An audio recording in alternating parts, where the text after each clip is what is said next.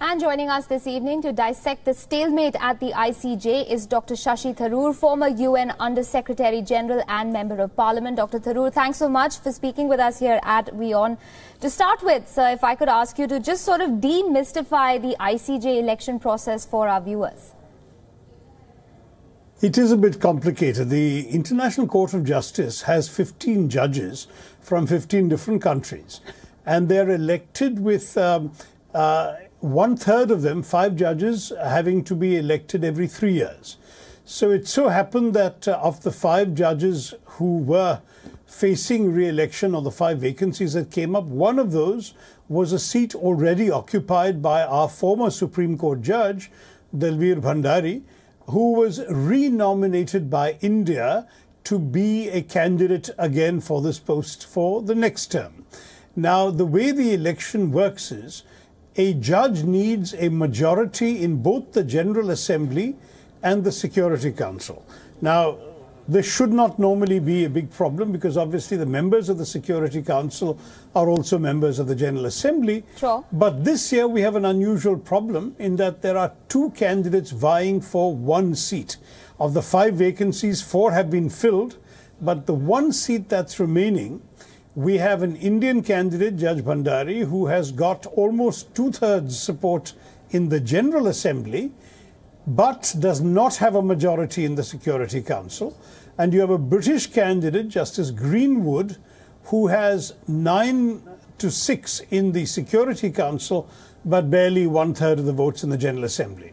So there is a curious stalemate, which actually, I haven't had the time to check whether this is unprecedented, but it's certainly unusual. Right. And as a result, 11 ballots have been required.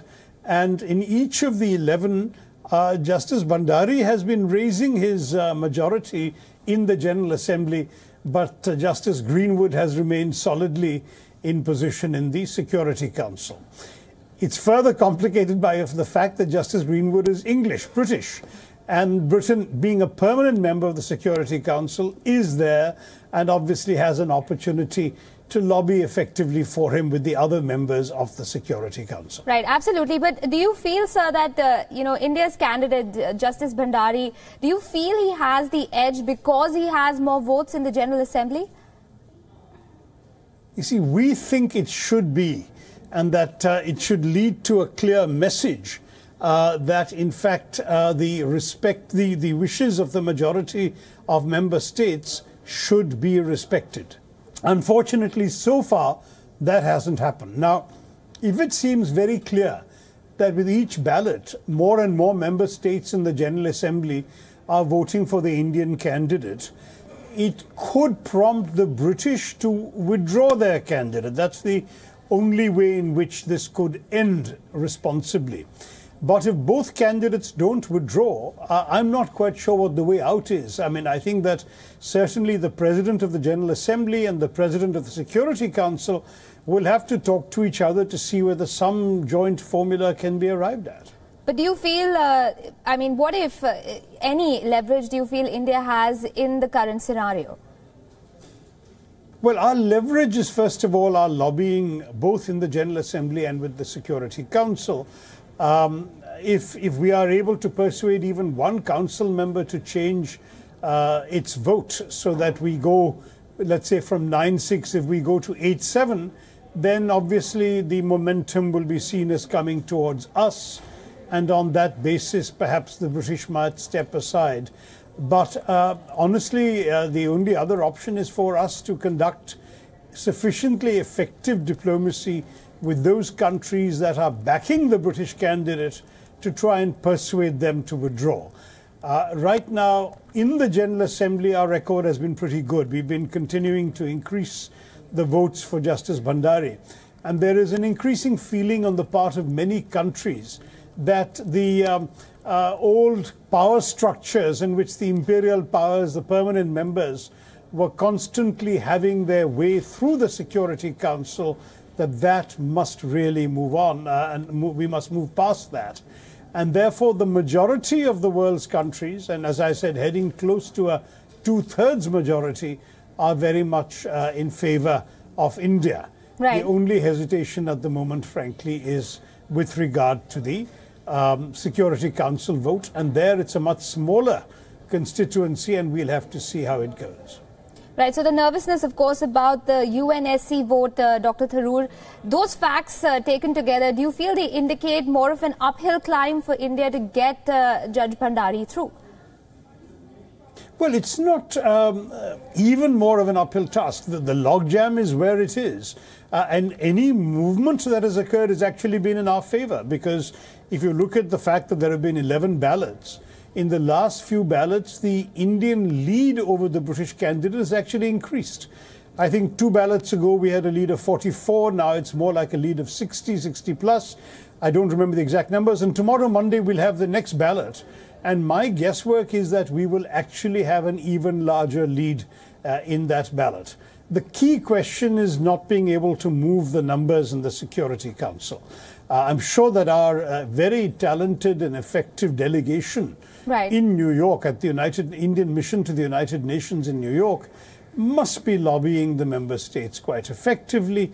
But I at this stage can't say that they have succeeded in changing any votes there. We are probably also talking to friendly countries about how important it is to have a Brit there rather than an Indian. But you know, when it comes to these issues, other factors will often influence a vote. And Britain has long-standing relationships with the members of the Security Council, and particularly the other permanent members, and that may also make it difficult for them to change their vote unless Britain itself decides to step aside. One last question, Dr. Tharoor, before we let you go. These repeated elections, though, we've already seen 11 rounds and there's another one coming up on Monday. Do you feel that the process itself, as far as the voting process at the ICJ goes, is in need of at least some kind of reform? Well, obviously, I think India would have a strong preference for having an election only in the General Assembly. But I don't think the permanent members are likely to agree to that. And in the UN, one must say that change comes with great difficulty, because bringing a number of different countries on board any proposed change is not easy. So I think that for us to now agitate to change the process may be a more difficult task than just using diplomatic pressure to get the British to step aside gracefully. Right. It should be possible for the British to try 3 years from now, when the next opportunity will arise for an election. The judge in question is 62, our candidate is 70. It's clear that that for our candidate, this is pretty much it, whereas the British always do have the time for a later go at the post. We could use all sorts of arguments like that, and also, of course, some of our bilateral connections with the British to encourage them not to continue the standoff. Britain has had judges on the ICJ for a very long time. We have only had 4 judges in the 70 years of the court's existence. 4 international Court of justices have been Indian, including one who was president of the court in the late 70s, early 80s, Justice Nagendra Singh. So I think for us it is important that this relatively rare honor should be persisted with, should be maintained.